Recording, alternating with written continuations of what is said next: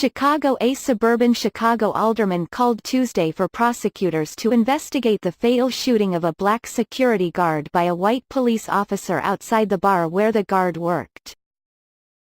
Authorities have said little about the scene that ended early Sunday with the death of 26-year-old Jemel Roberson, who was apparently wearing a hat emblazoned with "security" across the front when he was shot outside Mannys Blue Room in Robbins, a predominantly black community just south of Chicago.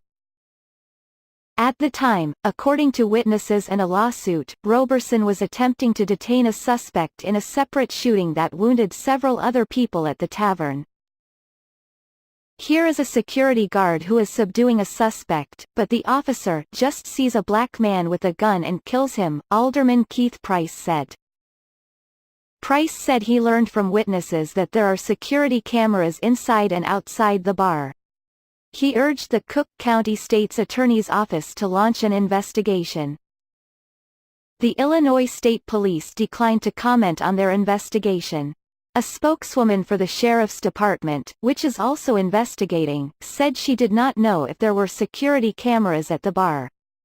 Another security guard at the tavern said the officer jumped onto the bar and waved an assault rifle before running outside and fatally shooting the guard, an attorney said Tuesday.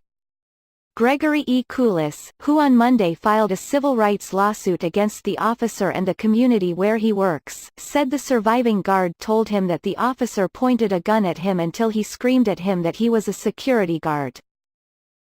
That's when he jumped off the bar, waving the gun, and ran outside the door, said Coulis, who declined to identify the other security guard. The name of the officer, who is from the community of Midlothian, has not been released either. In a statement, Midlothian Police Chief Daniel Delaney said only that the officer shot a subject with a gun. The officer has been placed on administrative leave, which is standard in such shootings until the investigation is complete, the chief said. Though shootings of security guards and off-duty police officers by law enforcement are fairly rare, they have happened. In 2009, an off-duty black New York City police officer wearing street clothes and holding his service weapon, was shot and killed by police as he chased a man who had broken into his car. In that same year, undercover officers in Brooklyn responding to a report of a bar fight shot and killed a 43-year-old security guard who, police said, pointed a gun at them.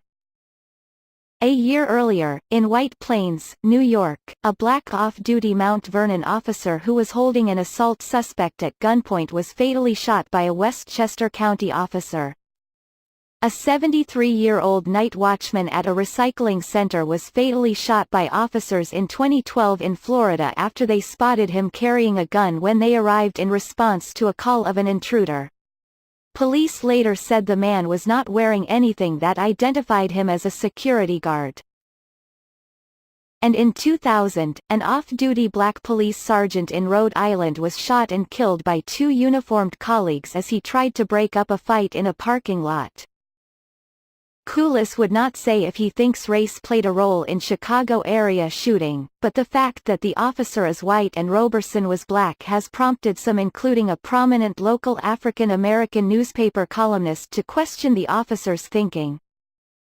I believe a police officer showing up at a chaotic scene where a white man has a gun would have at least hollered for him to put the gun down before opening fire, Chicago Sun-Times columnist Mary Mitchell wrote after the shooting. But too often, black men are not given the benefit of the doubt. Coulis said he is trying to gather information about the officer, who he said came to the Midlothian department 4 years ago from another department and is a member of a SWAT team. Footage from surveillance or body cameras could explain whether Roberson was clearly identifiable as a security guard. Audio could determine what, if anything, was said to the officer before the shooting and whether, as witnesses have told the media, they shouted to the officer before he fired that Roberson was a security guard. Such footage could also help investigators determine what kind of charges should be filed against the man who is suspected of firing a gun inside the bar. The man was one of 4 people who suffered non-life-threatening gunshot wounds. In his $1 million federal lawsuit, Coulis contends that the officer who shot Roberson violated the Mont's Fourth Amendment rights against unreasonable searches and seizures. The use of force is considered a seizure, and he needed probable cause to use force and he did not have that, he said.